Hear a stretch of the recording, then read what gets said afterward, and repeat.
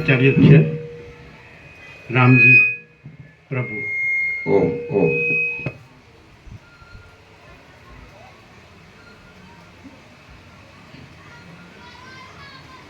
આજે વ્યવહારે દિવાળી અને આમ તો અહીંયા પ્રભુના સાનિધ્ય સિવાય જે બહાર હશે જ્યાં પણ એમને લૌકિક દિવાળી, અને આપણે અહીંયા જે બેઠા છીએ એ અલૌકિક દિવાળીમાં બેઠા છીએ. કારણ કે અલૌકિક દિવાળી અને આ દિવાળીમાં કેટલો ફેર છે એ જ્યારે વિચારીએ તો હું અત્યારમાં જ ઘરે બેબીનો ફોન હતો ત્યારે મેં કહ્યું કે બેટા આજે દિવાળી છે ને, કેટલો આનંદ છે નહીં? તો કે હા પપ્પા. મેં કીધું આ લૌકિક દિવાળીમાં આજે તમને જે આનંદ આવે છે એવો આનંદ આ બહારમાં છે, સ્થૂળમાં છે, ભૌતિકતામાં છે, વિલાસિતામાં છે, એવો આનંદ અલૌકિકતામાં આવશે ત્યારે તમારે જિંદગીના છેલ્લા શ્વાસે પણ એવો જ આનંદ રહેશે. છેલ્લા શ્વાસે જો આવો જ આનંદ રાખવો હોય તો અલૌકિક દિવાળી અહીંયા પરમાત્માના સાનિધ્યમાં જે આપણે અત્યારે બેઠા છીએ અને આ પ્રકાશને પામી રહ્યા છીએ, પ્રકાશ મળી રહ્યો છે, એ તો અનંત અનંત પુણ્ય સિવાય આ શક્ય બને એવું નથી. આજે ખરેખર સાચી દિવાળી, રોજ દિવાળી છે. કેમ કે ચૈતન્ય પરમાત્મા ક્યાં નથી ને ક્યારે નથી. તો આ બધું અનુભવાય છે જેના થકી એ ક્યારે ક્યાંય જતું નથી, આવતું નથી, શાશ્વત છે. તો પછી ગઈકાલે બીજો દિવસ હતો, આ દિવાળી આજે જતી રહેશે, એવા ભાવના ખ્યાલમાં કેમ જીવીએ?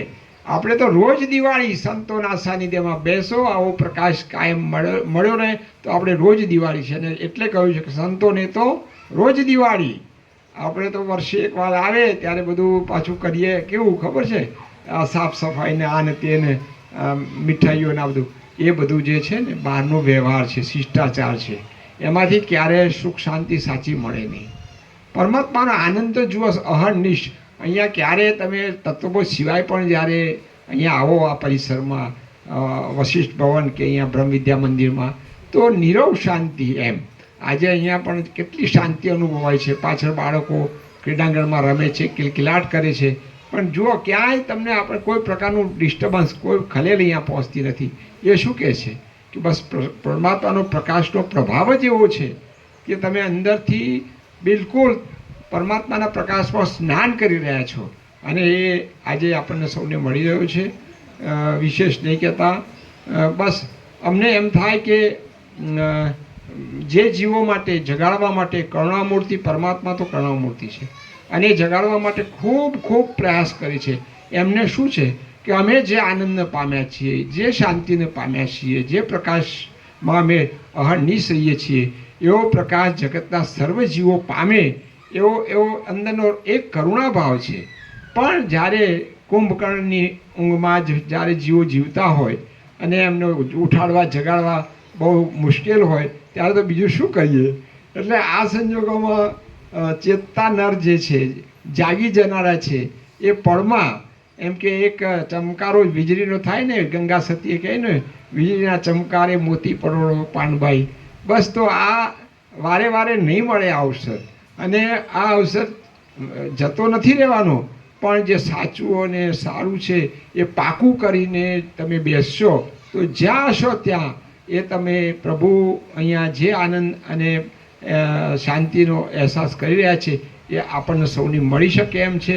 પણ અંદરથી નિશ્ચય કરવો પડે કે આ જ સાચું છે, શાશ્વત છે, આ જ મારું સ્વરૂપ છે.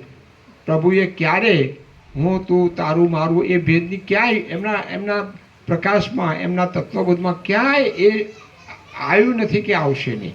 કારણ કે સતત એ જે આરૂઢ થયા છે, જે સતત સ્થિતિમાં છે, અહર્નિશ પરમાત્મા, ભાવમાં નહીં પરમાત્મા જ છે. કારણ કે ભાવમાં રહેનાર અને પરમાત્મા બે જુદું નથી. અહીંયા સતત એક જ અહર્નિશ. જ્યારે આવો ત્યારે અહીંયા જો પ્રભુનું દર્શન થઈ જાય ને તો તમને એમ જ થાય કે અહીંયા હું મારું જે દેહભાન પણ ભૂલી જાઉં એવું ઘણી વખત થાય. અને બહારના દુઃખો બધા દેહભાવથી છે. જે કંઈ દુઃખનો અનુભવ સહજ રીતે થાય છે ત્યારે ઘણીવાર એમ થાય કે આ દેહને આ થયું તે થયું, પણ એ બધું તો એ ભાવમાં રહીએ, પણ આ ભાવમાં રહીએ, પરમાત્મા ભાવમાં રહીએ, આ પ્રકાશમાં રહીએ, આ ચિંતનમાં રહીએ, આ મનનમાં રહીએ તો દુઃખ તો ક્યાંય છે જ નહીં. અને જેમ કહ્યું છે ને યોગ વશિષ્ઠમાં, હે રામ, દુઃખ 3 કાળમાં નથી.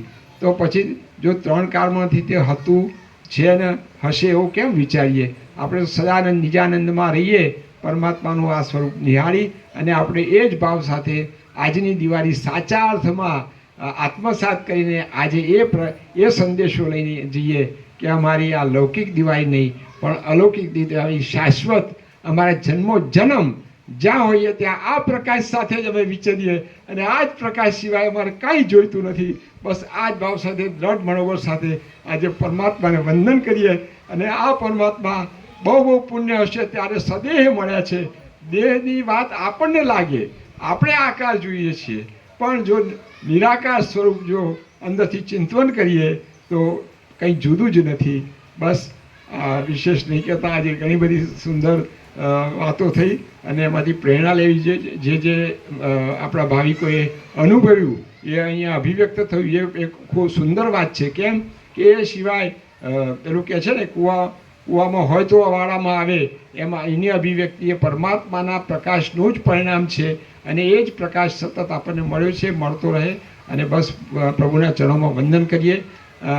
અમારી તમારી નહીં પણ આ જીવોએ અત્યાર સુધી અજ્ઞાનવશ જે કંઈ ભૂલો કરી હોય અથવા તો અસાધના કરી હોય તો આજના દિવસે પરમાત્મા ચરણોમાં ક્ષમા માગી અને કહીએ કે પરમાત્મા આપ તો કરુણામૂર્તિ છો, ક્ષમાના ધારક છો અને અમને એ ક્ષમા પાઠવજો કે અમે ક્યારે અમારા સ્વરૂપને અથવા તો શાશ્વત આ સ્વરૂપને પરમ ચિદાકાશ પરમ જ્યોતિ અખંડ જ્યોતિને સતત ચિંતન મનન અને ધ્યાનમાં જ રહીએ, અખંડ રહીએ. એ જ અમે આજે આપના દિવસે આપણી પાસે યાચના કરીએ. ઓમ ઓમ ઓમ.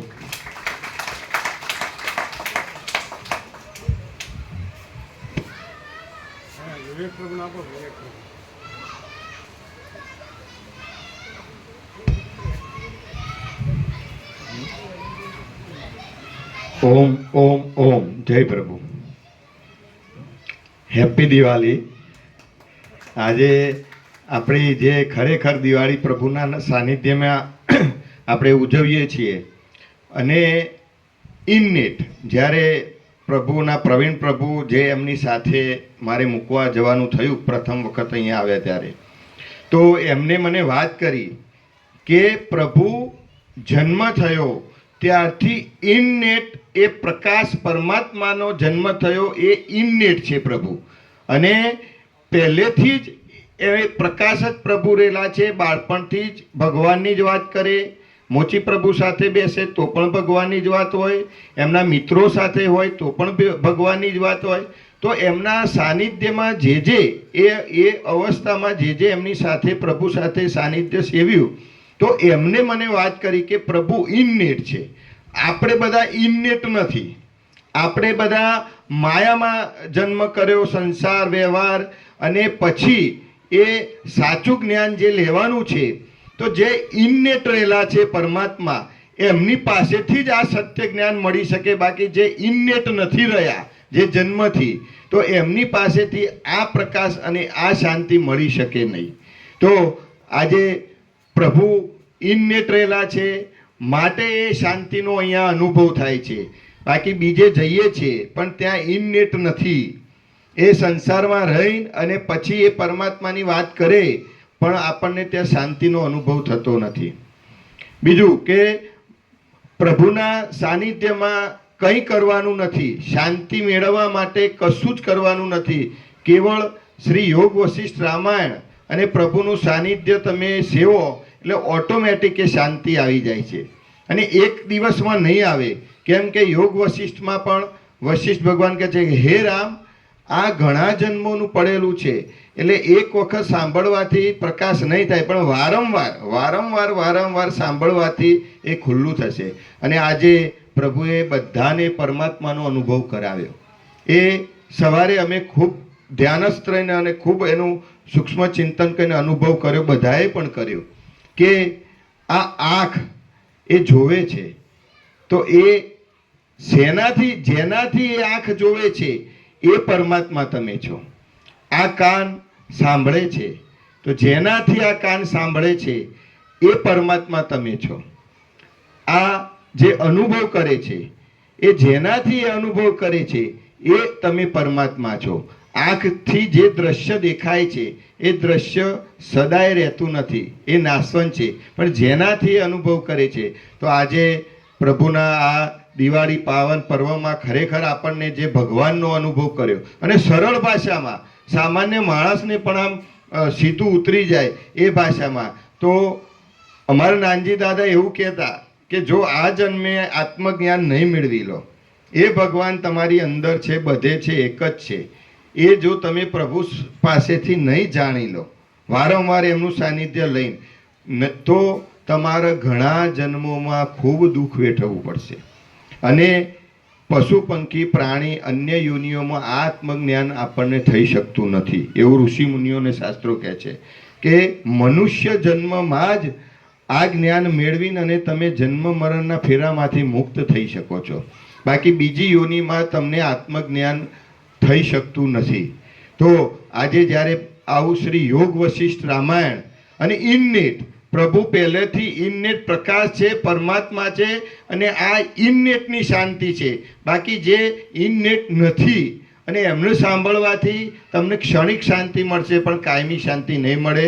તો જેટલો લાભ લઈએ, નૂતન વર્ષાભિનંદનના દિવસે પણ આપણું ફેમિલી, પરિવાર, આજુબાજુ ભાવિકો જેટલા પણ વધુ લાભ લે એટલું, અને દિવાળીની રજાઓમાં પણ આ ખૂબ આપ અહીં પ્રભુનો લાભ લો.